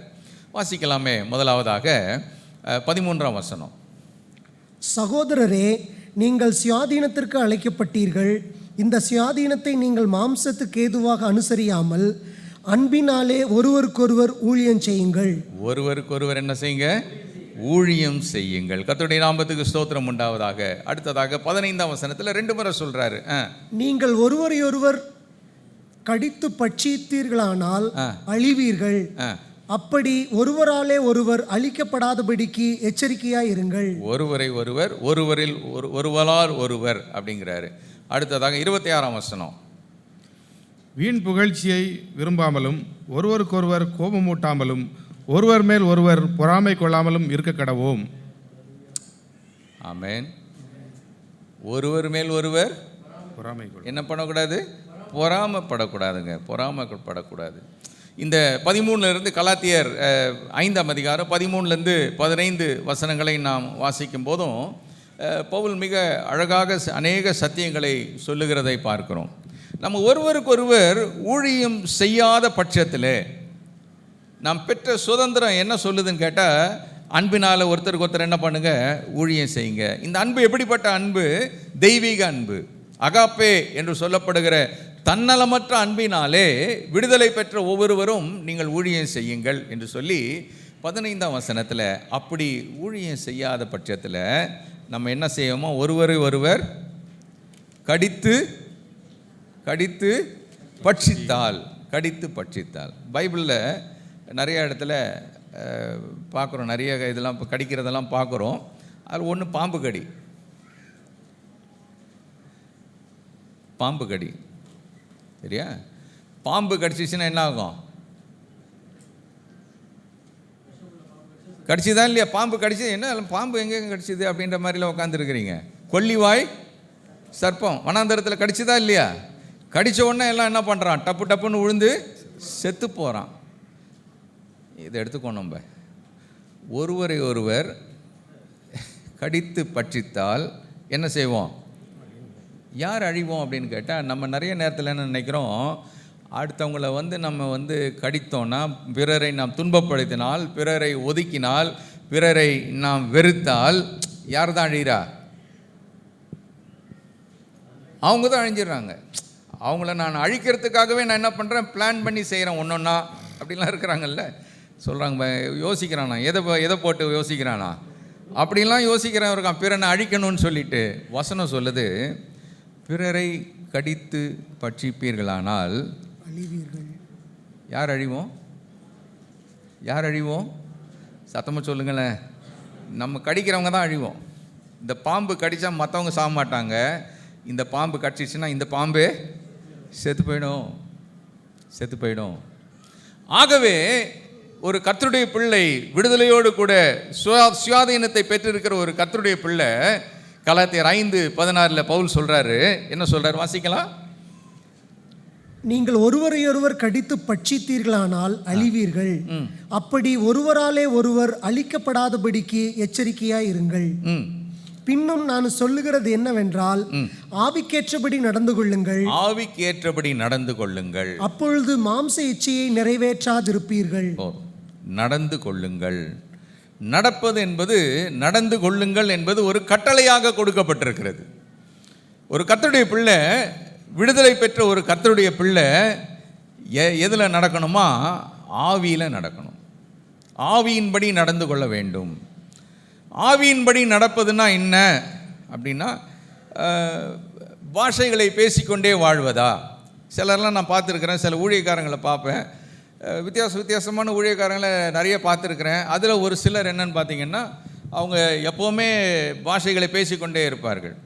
தவறு அல்ல, அது சாத்தியப்படும் என்றால் அதை செய்யலாம், அது ஒன்றும் நான் பாவம்னு சொல்ல மாட்டேன். சிலர் வீடுகளிலே பாஷைகளை பேசிக்கொண்டு தங்கள் ஜெப நேரத்தில் மற்ற நேரத்தில் பேசுகிறவர்கள் உண்டு. கர்த்தருக்கு மகிமை உண்டாகட்டும். அது மாத்திரம்தான் ஆவியிலே நடப்பதா அப்படின்னு கேட்டால், அது மாத்திரம் ஆவியில் நடப்பதல்ல. முதலாவதாக நாம் ஒவ்வொரு நாளும் காலையில் எழுந்த உடனே நம்முடைய ஜெபத்தில் ஒன்று இருக்கணும். என்னன்னு கேட்டால், ஆண்டவரே இன்னைக்கு என்னை உம்முடைய ஆவியினாலே நிரப்பும் என்கின்ற ஒரு ஜெபம் இருக்க வேண்டும். ஆமென். கர்த்தருடைய ஆவியிலே நிரப்பப்படுவது என்பது, இன்னொரு சின்ன ஒரு உதாரணம் உங்களுக்கு நான் சொல்கிறேன். வேத வசனங்கள் எல்லாம் தேவனுடைய ஆவியினாலே என்ன செய்யப்பட்டிருக்கிறது? அருளப்பட்டிருக்கிறது. இந்த வேத வசனங்கள் எல்லாம் தேவனுடைய ஆவியிலே அருளப்பட்டிருக்கிறது. ஒரு கர்த்தருடைய பிள்ளை என்ன செய்யணும்னு கேட்டால், இந்த வேத வசனத்தை அதிகமாய் தன்னுடைய வாழ்க்கையிலே மனப்பாடம் செய்து தன்னுடைய இருதயத்துக்குள்ளே அதை வைக்க வேண்டும். நான் உமக்கு விரோதமாய் பாவம் செய்யாதபடிக்கு உமது வாக்கை என் இருதயத்திலே வைத்தேன். இந்த வசனங்களை நாம் உள்ளே வைக்கும் போது கர்த்தருடைய ஆவியானவர் நம்ம என்ன செய்கிறாரு? இந்த வசனத்தை அவ்வப்போது நமக்கு நினைப்பூட்டுகிறார். நினைப்பூட்டி நான் நடக்க வேண்டிய வழியை எனக்கு என்ன பண்ணுறாரு? அவர் போதிக்கிறார். அவர் எனக்கு ஆலோசனை கர்த்தராக இருக்கின்றார். இது நமக்கு ஒரு கட்டளையாக கொடுக்கப்பட்டிருக்கிறது.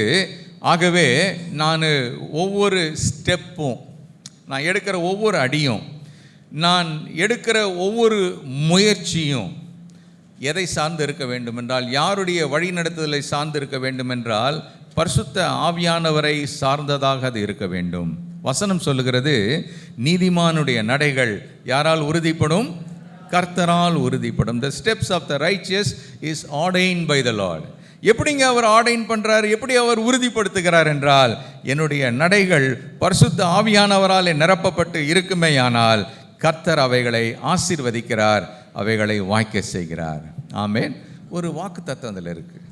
என்ன வாக்கு தத்துவம்னா, நம்ம ஆவியின்படி நடப்போம் அப்படின்னா எதை நிறைவேற்றாமல் இருப்போம் அப்படின்னு வாக்கு தத்துவம், மாம்சத்தின் இச்சையை நம்ம என்ன செய்ய மாட்டோம்?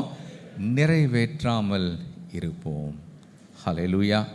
இன்னைக்கு காலையில் இந்த சுதந்திரத்தை, இந்த விடுதலையை, தேவன் தரும் இந்த சுயாதீனத்தை நாம் பெற்று அனுபவிக்க கர்த்தர் நமக்கு உதவுவாராக. பாஸ்டர்,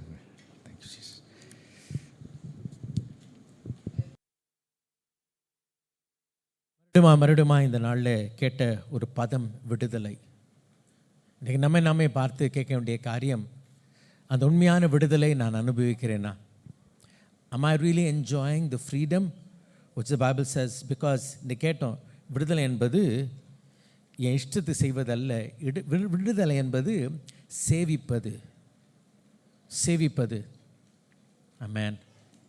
இந்த நாளில் குறிப்பாக விடுதலையை அவதூறாய் பயன்படுத்தக்கூடிய ஒரு காலத்தை வாழ்ந்து கொண்டிருக்கிறோம். ஒரு சின்ன காரியத்தை கேட்க விரும்புகிறேன். விடுதலை என்று பேசுகிற சகோதரியே, விடுதலை என்றால் எந்த ஒரு கட்டாயத்துக்கும் மட்டுப்பட்டு இருக்கக்கூடாது. அதான் நாங்கள் விடுதலை. அப்படிதான். அப்போனா என் மனசில் கோபம் வருது, பேசக்கூடாதுன்னு தெரியுது, ஆனாலும் பேசுறேன்னு, உண்மையான விடுதலை இருக்கா? இதனால் எவ்வளோ குடும்பத்தில் சமாதானம் எல்லாம் தெரியுதுங்க. I know the consequence, but I am compelled. சிலர் பார்த்தா எனக்கு ஒரு மாதிரி தோணுது. Are we free from bias? அருமையாக சில நேரத்தில் பார்த்தீங்கன்னா, சிலவங்களை பார்த்தாலே கொஞ்சம் ஒரு மாதிரி ஆகிடும் அவங்களுக்கு. விசுவாசி, ரட்சிக்கப்பட்டவங்க, அபிஷேகம் எல்லாம் இருக்குங்க, ஊழியம் எல்லாம் இருக்குது. ஆனால் சொல்லுவாங்க, பார்த்த உடனே அவங்களுக்கு ஒரு மூடெல்லாம் அப்செட் ஆகிடும். ஏன்னா உள்ளுக்குள்ள கட்டப்பட்ட நிலை. அது விடுதலை அல்ல. Is the freedom to forgive? தவறு செய்தார்களா? அவளை மன்னிக்க முடியுதா? இல்லை, மன்னிக்கவே முடியலன்ற ஒரு வார்த்தை வந்த உடனே நான் அடிமையாக இருக்கிறேன்னு அர்த்தம். என்னால் முடியலையா? Please understand, I am a slave, I am not free. இந்த காலவெளியில் விடுதலை குறித்து தெளிவாய் கர்த்தர் பேசுகிற அருமையோட திரும்ப திரும்ப பல திஷ்டாந்தங்களை கொடுத்து வைத்து நாம் இந்த செய்தியை பார்த்தோம். இந்த கேள்வி என்னவென்றால், am I really free? உண்மையான விடுதலை அனுபவிக்கிறேன் நான்? இல்லாவிட்டால் அருமையோட சும்மா ஒரு விடுதலை என்ற போர்வையில் வாழ்ந்து கொண்டு இருக்கிறேன்னா, வேஷமாக வாழுகிறேன்னா? ஆமென். விடுதலைன்னா அந்த ட்ராக்கில் போகிறதாம்மா விடுதலை. விடுதலைன்னு சொல்லிட்டு ட்ராக் விட்டு போன நீயே செத்து போவேன், நாசமாக போவோம், மற்றவங்களும் நாசமாக போவான். அறிந்து கொள்ளலாம் மறுமையோடு இன்றைக்கு கர்த்தர் நமக்கு நியமிக்கப்பட்ட ஓட்டத்தில் பொறுமையாக போகிறதாம்மா விடுதலை. அதனால் கர்த்தருடைய பிள்ளையே நாமே பார்த்து கேட்போம், am I really enjoying the freedom which God has given me through Calvary? சிலுவையின் மூலமாய் கர்த்தர் நமக்கு வெற்றி சிறக்க உதவி செய்தார், விடுதலை அனுபவிக்க உதவி செய்தார். பழைய ஏற்பாட்டு நாட்களில் அருமையோடு யூதர் மத்தியிலே அடிமைகள் இருந்தார்கள். நான் பார்த்தோம், இதுக்கு one of the names is slavery, to be slave. அடிமைக்கும் விடுதலைக்கும் சம்மந்தம் இல்லையே? இல்லைங்க, சம்மந்தம் இருக்குது. இந்த அடிமைகள் பார்க்கும் பொழுது 7 வருஷம் ஒருத்தங்கிட்ட அடிமையாக இருக்கலாம், 7ஆவது வருஷம் அந்த அடிமை என்ன ஆயிடுறான்? சத்தமாக சொல்லுங்கள், விடுதலை ஃப்ரீ. ஆனால் இவனுடைய நிலைமை பார்த்தீங்கன்னா ஏழ்மையான நிலைமையாக இருக்கிற அப்படின்னால இவன் என்ன பண்ணுவான், அடுத்த இன்னொரு ஆளுக்கு அடிமையாகிடுவான். அங்கே ஒரு 7 வருஷம், அங்கேருந்து வெளியே போய் 3ஆவது ஆளுக்கு அடிமையாவான். இப்படி மாறி மாறி அடிமையாக இருக்கிறவன் பார்த்தான், ஐயா எனக்கு அந்த எஜமா அவர் ரொம்ப நல்லவருங்க, அவர் மற்றவங்கள மாதிரி கிடையாது, ரொம்ப நல்லவருங்க. அது இருப்போம், ஐயா நான் உங்ககிட்டயே என்ன ஆயிடுறேன், நான் அடிமை ஆயிடுறேன்னு அவன் சுய விருப்பத்தோடு சித்தத்தோடு அடிமை ஆகும்போது அவனை கூட்டிகிட்டு போய் என்ன பண்ணுவாங்க, அவங்க நிலக்காலில் கொண்டு போய் காதை குத்திடுவாங்க. சும்மா காது குத்துற வேலை தான், காதை குத்தி ஓட்டை போட்டுருவாங்க. அது என்னவா, இவன் சுய விருப்பத்தோடு அங்கே. இதுதான் விடுதலை. குறிப்பாக வாலிப தம்பி தங்கச்சிங்க நிறைய பேர் இருக்காங்க. ஏன்னா அந்த வயது தான் விடுதலையை நாடுகிற, விடுதலையை கேட்கக்கூடிய ஒரு வயசு. என் இஷ்டத்துக்கு நான் எனக்கு ஃப்ரீடம் இல்லையா? ஃப்ரீடம்னா என்ன? உண்மையான ஃப்ரீடம் சொல்லட்டுங்களா? வீட்டுக்கு வந்த உடனே ரூம்குள்ளே போய் சாத்திடுறது.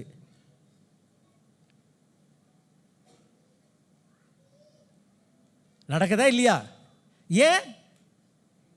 நான் நல்லா யோசிச்சு பாருமா, நான் எனக்கு தெரியும் ஜெயிலில் போய் சாத்துறது தானே. இன்னும் எத்தனை பேர் விடுதலை என்ற பேரில் அவர்கள் they are arrested. கொஞ்சம் கற்பனை பண்ணி பார்க்கலாமா, யோசிச்சு பார்க்கலாம், தியானித்து பார்க்கலாம். இன்றைக்கு உண்மையான விடுதலை நமக்கு காணப்படுகிற. கண்ணில் முடிச்சு போய்க்கலாமா? கண்ணில் முடிச்சு போய்க்கலாம். எல்லாம் கண்ணில் மூடி இருக்கும் பொழுது கொஞ்சம் என்னை யோசிச்சு பார்க்கலாம். அவன் நினைச்ச உடனே கோபம் வருது, நான் உண்மையான விடுதலையை அனுபவிக்கிறேன்னா? என் இச்சைகள் ரட்சிக்கப்பட்டிருக்கேன், ஞானஸ்தானம் பெற்றிருக்கேன், சபைக்கு வரேன், எல்லாம் வராங்க. ஆனால் இந்த ஒரு யோசனை இருக்கு பாருங்க, அதுலேருந்து விடுதலை இல்லாமல் இருக்கா? அப்புறம் எப்படிமா நான் விடுதலை அனுபவிக்கிறேன்? ஹல்லேலூயா, ஹல்லேலூயா. அவங்கள பார்த்து சபை முடிஞ்சு கை கொடுக்க முடியலையே, அப்படி இன்னொரு பக்கம் திரும்பி போகிறேன்னு, அப்புறம் என்னம்மா விடுதலை? ஆமென், ஹல்லேலூயா. இருக்கலாம், வேதனைப்பட்டிருக்கலாம், இல்லைன்னு சொல்லலை. ஆனால் அதையும் தாண்டி வரதானே கர்த்தர் கொடுத்த விடுதலை. இன்னைக்கு வரைக்கும் இல்லையே, நான் வரேனே, பிரசங்கத்தை கேட்குறேனே, ஆலயத்துக்கு வரேனே, காணிக்க போடுறேனே, இதெல்லாம் விடுதலை இல்லை. ஆண்டவர் பார்க்குறார், எல்லாம் நல்லதுப்பா, கடிக்கிறதுக்கும் பட்சிக்கிறதுக்கும் உனக்கு விடுதலை இல்லை. மற்றவனுக்கு சேவிக்கிறது கர்த்தர் விடுதலை கொடுத்தார், அன்பு கூற கர்த்தர் விடுதலை கொடுத்தார். ஹல்லேலூயா, ஹல்லேலூயா. இன்றைக்கு இப்படிப்பட்ட விடுதலை நாம் அனுபவிக்க கிருபை தருவாராக. ஏனென்றால் அருமையாவுள்ள இன்றைக்கு அநேக இடங்களில் அருமையாவுள்ள சபைக்கு வரும், ரட்சிக்கப்பட்டு சொல்கிறோம், ஆனால் we are still being slaves, we are not free yet. இன்னும் நம்ம உண்மையான விடுதலை அனுபவிக்கலாமா? ஆமென், ஹல்லேலூயா.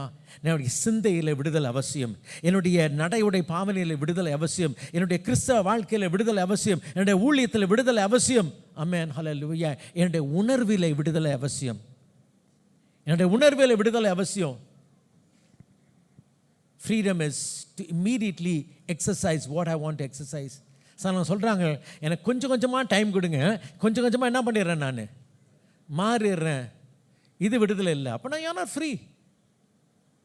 ஹல்லேலூயா. எனக்கு கொஞ்சம் கொஞ்சமாக எனக்கு டைம் கொடுமா, நான் கொஞ்சம் கொஞ்சமாக நான் மாறிடுறேன். இல்லைப்பா, you are still being a slave. இன்றைக்கி ஒருத்தர் இருக்காருமா, குமாரன் விடுதலை ஆக்கினால், ஓ ஆமென் ஆமென் ஆமென். எல்லா கண்ணில் மூடி இருக்கும் பொழுது, ஐயா என் வாழ்க்கையில் சில இடத்துல கட்டப்பட்டவனாக இருக்கிறேன், என் சிந்தையில் கட்டப்பட்டு காணப்படுகிறேன், நான் ஊழியம் செய்யக்கூடாதபடி நான் கட்டப்பட்டு இருக்கிறேன். நான் யோசிச்சிருக்கேன், நான் ஃப்ரீன்னு நினச்சிருக்கேன். அன்றைக்கி செய்தியின் மூலமாக அறிந்து கொண்ட காரியம், நான் உண்மையாகவே ஃப்ரீயாக இல்லை, நான் உண்மையான விடுதலை என்கிட்ட இல்லை. எனக்கு இன்றைக்கு கேட்ட செய்தியினுடைய முழு விடுதலை எனக்கு வேணும். சேவை செய்ய, ஊழியம் செய்ய எனக்கு விடுதலை வேணும். எனக்கு ஆசை இருக்குது, ஆனால் முடியலையே. முடியலன்னு என்னைக்கு வந்துச்சோ அப்போ நான் அடிமைம்மா. நன்றாக அறிந்துக்கொள்ள, என்னைக்கு முடியலன்னு வருதோ அப்போ நான் அடிமை ஆகிட்டேன். இல்லைம்மா, என்னை பலப்படுத்த கிறிஸ்துவனாலே எல்லாரோட செய்ய எனக்கு பலன் உண்டு. எல்லா கண்ணிலும் முடி இருக்கும்போது எனக்கு இந்த விடுதலை வேண்டும் என்று சொல்லுகிற கரத்தை வைத்து காண்பீங்க. உங்களுக்கு ஜெபிக்க விரும்புகிறேன். அநேக கரங்களை காண்கிறேன். ஆமாம் ஐயா, இன்றைக்கி வசனம் கேட்டோம். ஐயா உண்மை வாழ முடியலைங்க, முடியலன்ற நிலையில் இருக்கும்போது நான் கட்டுப்பட்டு இருக்கிறேன், மட்டுப்பட்டு இருக்கிறேன். ஆமென், ஹல்லேலூயா. என் ஃப்ரீடம்லாம் எப்படி இருக்குது தெரியுமா? அந்த நாயில் சங்கிலி போட்டுருப்பாங்க பாருங்கள், இதுக்குள்ளேயே தான் சுற்றலாம். இதுக்கு மேலே என்னால் போக முடியாது, இதுக்கு மேலே முடியாது. I'm bound, I'm being bound. இந்த காலவெளியில் God wants you to be really free. ஹல்லேலூயா. எங்களை நேசிக்கிற பரிசுத்தமுள்ள பிதாவே, உயர்த்தப்பட்ட கரங்களை நான் பார்க்குறேன்யா, சில கரங்களை தான் பார்க்குறேன். ஆனால் நீர் அந்த உள்ளங்களை பார்க்கிறீர், அவங்களுடைய நிலைகளை பார்க்கிறீர். எந்த இடத்துல விடுதலை வேண்டுமோ ஆவியானவரே, ஹல்லேலூயா, அந்த ஆவி ஆண்டவரே அறுத்து விடுதலை தருகிற தேவனாக இருக்கிறபடினாலே அந்த ஒரு அனாயிண்டிங், அந்த நுகத்தை முறிக்கும்படியாக ஜெபிக்கிறேன். விடுதலை தாரும். விடுதலையோடு இந்த இடத்தை விட்டு கடந்து போக கிருபை தாரும். விடுதலையோடு சந்தோஷமாக இருக்க கிருபை தாரும். விடுதலையோடு சமாதானமாக இருக்க கிருபை தாரும். விடுதலையோடு சேவை செய்ய கிருபை தாரும். விடுதலையோடு ஊழியம் செய்ய கிருபை தாரும். விடுதலையோடு பரிசுத்தமாக இருக்க கிருபை தாரும் ஆண்டவரே. ஹல்லேலூயா. விடுதலை என்பது நாங்கள் பாவம் செய்ய எங்களுக்கு விடுதலை தரல ஆண்டவரே, நாங்கள் பரிசுத்தமாய் வாழ எங்களுக்கு விடுதலை கொடுத்தபடினால ஸ்தோத்திரமுக்கு ஸ்தோத்திரமுக்கு ஸ்தோத்திரம். ஆமாண்டவரே, நாங்கள் விடுதலையோடு உமக்காக பரிசுத்தமாய் வாழ எங்களுக்கு ஒவ்வொருவருக்கும் பலப்படுத்தி வழிநடத்துவீராக. வசனத்தை பிரசங்கித்த தாசனை பலப்படுத்தி வழிநடத்தும் இயேசு நாமத்தை வேண்டிக் கொள்கிறோம் பிதாவே. ஆமென் ஆமென். ஹல்லேலூயா.